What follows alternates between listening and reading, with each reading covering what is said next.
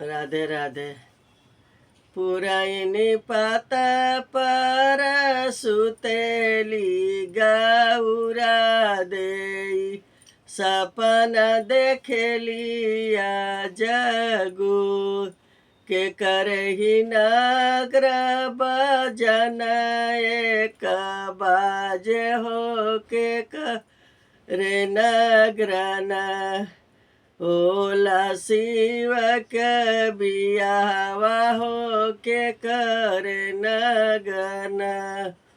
तू मोरी गोतिनी हो, तू मोर दया दिन हो कि सपना कन।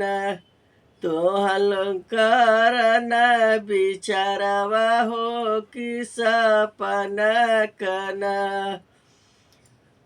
तोहरे ही नगर बजान एक बाजे हो कि तोहरे न हो। होला शिव का बियावा हो कि तोहरे शिव कन। जब होई शिवजी हो बियाही के अइला हो, कहाँ हो बाटुन। गौरा सवती परिछिले जाहो, कहाँ हो बाटुन।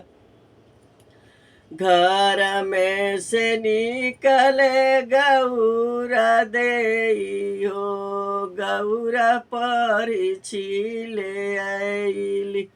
मुहवा उघारी गौरा देखली तई बाटी हमरो बहिनिया न। इत बाटी हमरो बहिनिया न। सारी पैसा देश पैसी बहिना बरनाई मिलेला हो। मोरे शिव से करेलू बिया, मोरे शिव से कैलू बिया। सारी पैसी बहिना गोबर कढ़िया हो, लइका खेलैया हमारा हो। शिवजी के से जे जानी जइहा ये बहिना हो। सवती बनिया तू रहिया।